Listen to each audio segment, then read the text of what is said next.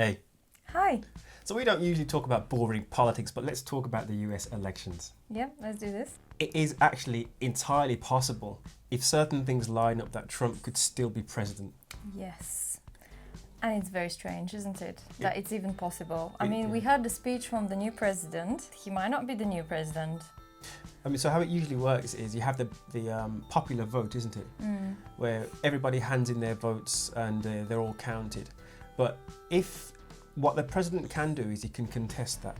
Yeah. So if he, for whatever reason, disagrees with that, then the voting process will then go on, and the next process usually happens behind closed doors. Yeah. Where and it doesn't involve all the people. Yeah. It's usually a elite select people who will then make the vote, and it's their decision what goes. Yeah. But because the president hasn't conceded, and if he so chooses to do so, he can then move the voting process into the next step, where the voting will take place not by the general population, but by a completely different set of procedures. Yeah. And if that happens, then they could possibly just completely forget, or it could even be like the popular vote didn't even happen. Yeah, yeah. Which is, I mean, it's crazy, isn't it? It's crazy. I didn't even know it could happen. No, I mean, neither. It's not logical. It hasn't happened since, was it the 1800s, somebody said? I can't remember the exact times. Yeah, it was like something, like really old history. So it would be a big president if it does happen. And he can buy time by, because you mentioned that, he can discredit the votes. So he can buy time by actually submitting for lawsuits to have investigations of why these votes weren't real. Yeah. So which is what he's doing. It can go on forever. It can go on forever. Speaking of lawsuits as well. Yeah. Well, I know what you're going to say. Because you were listening to something about this on the radio, weren't you? Yeah, I mean, I could not comprehend it in my head. So apparently, you know how we always used to hear in the media that there is lawsuits against Trump? Yes, you did. And then, I don't know if it's me, but it sounded like it faded off. So I was like, maybe he won, or I don't know what happened. I don't even know what happened. And then apparently those lawsuits are still ongoing, but because of his presidential status, he has the authority now not to have to go on with them. Maybe not authority, but he's in a position where it's like, oh, I don't want to deal with that right now, so just put that over there for now. He's allowed by law to basically, I guess, attend to the country, be a president, and not look at those lawsuits. However, you could charge the President of the United States with obstruction of justice after he left office. Yes. He may be the first president in quite some time to face the real prospect of jail time. Donald Trump is going to go to jail. No question about it. And his daughter could go to jail too. His dad and probably himself and maybe even his brother and sister are likely going to jail. So he's thinking that is a very real threat for me. I can end up in prison.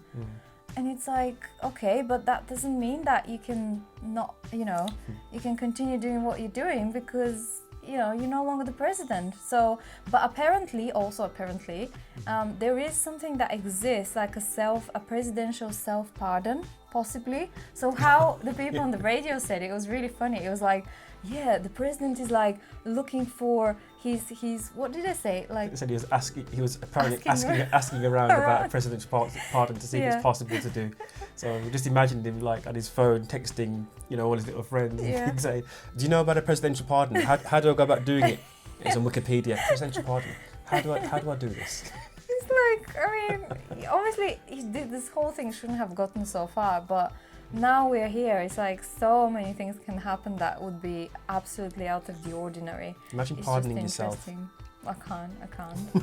And also, I mean, it is a shame, but did you know, that leads me to a next point, that did you know that at this age, both of the presidents would be the oldest presidents in history elected? In history? In the US history, obviously. Okay, how old are they? I think Biden is 76 and Trump is 74, 72.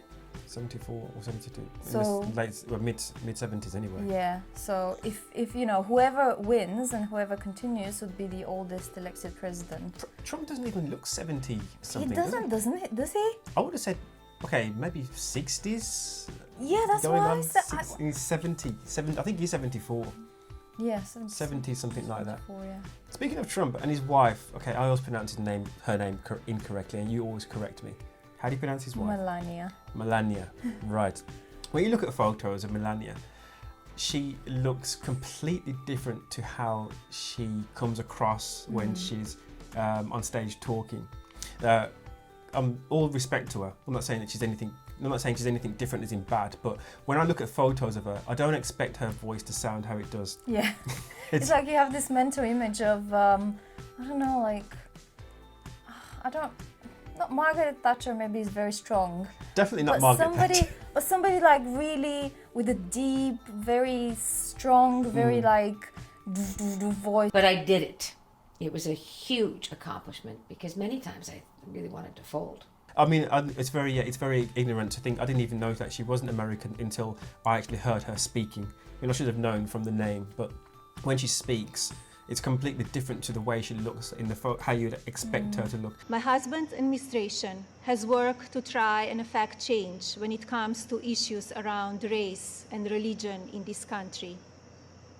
He's the first president to address a special session of the United Nations General Assembly. Even Putin.